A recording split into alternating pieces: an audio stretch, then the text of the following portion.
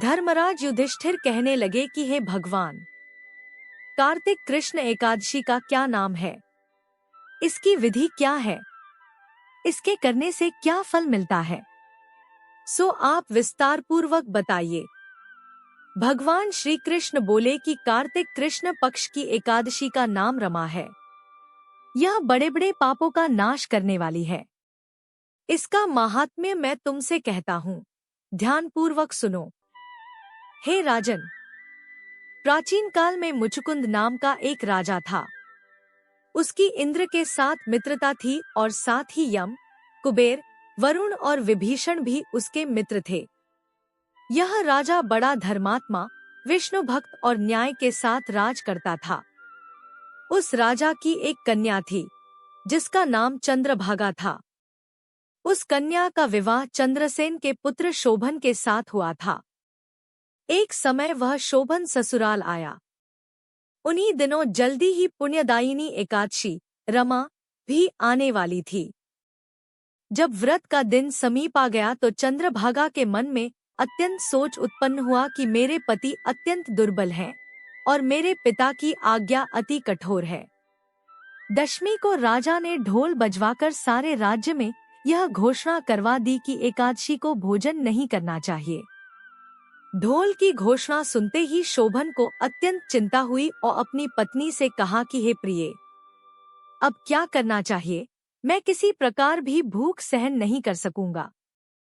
ऐसा उपाय बतलाओ कि जिससे मेरे प्राण बच सकें, अन्यथा मेरे प्राण अवश्य चले जाएंगे। चंद्रभागा कहने लगी कि हे स्वामी, मेरे पिता के राज में एकादशी के दिन कोई भी भोजन नहीं करता। हाथी, घोड़ा, ऊंट, बिल्ली, गौ आदि भी तृण, अन्न, जल आदि ग्रहण नहीं कर सकते। फिर मनुष्य का तो कहना ही क्या है। यदि आप भोजन करना चाहते हैं तो किसी दूसरे स्थान पर चले जाइए, क्योंकि यदि आप यहीं रहना चाहते हैं तो आपको अवश्य व्रत करना पड़ेगा। ऐसा सुनकर शोभन कहने लगा कि हे प्रिये, मैं अवश्य व्रत करूंगा। जो भाग्य में होगा वह देखा जाएगा। धर्मराज युधिष्ठिर द्वारा कार्तिक कृष्ण एकादशी का नाम, इसकी विधि, उसका फल कैसे मिलता है, यह विस्तार पूर्वक बताइए। ऐसा पूछने पर भगवान श्री कृष्ण बोले कि कार्तिक कृष्ण पक्ष की एकादशी का नाम रमा है। यह बड़े बड़े पापों का नाश करने वाली है। इस प्रकार से विचार कर शोभन ने व्रत रख लिया और वह भूख व प्यास से अत्यंत पीड़ित होने लगा। जब सूर्य नारायण अस्त हो गए और रात्रि को जागरण का समय आया, जो वैष्णवों को अत्यंत हर्ष देने वाला था, परंतु शोभन के लिए अत्यंत दुखदायी हुआ। प्रात काल होते शोभन के प्राण निकल गए। तब राजा ने सुगंधित काष्ठ से उसका दाह संस्कार करवाया, परंतु चंद्रभागा ने अपने पिता की आज्ञा से अपने शरीर को दग्ध नहीं किया और शोभन की अंत्येष्टि क्रिया के बाद अपने पिता के घर में ही रहने लगी। रमा एकादशी के प्रभाव से शोभन को मंदराचल पर्वत पर धन धान्य से युक्त तथा शत्रुओं से रहित एक सुंदर देवपुर प्राप्त हुआ।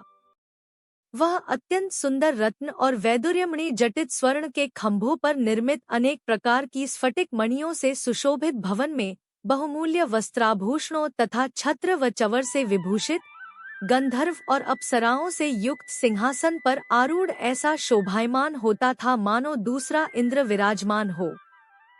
एक समय मुचुकुंद नगर में रहने वाले एक सोम शर्मा नामक ब्राह्मण तीर्थ यात्रा करता हुआ घूमता घूमता उधर जा निकला और उसने शोभन को पहचान कर कि यह तो राजा का जमाई शोभन है, उसके निकट गया।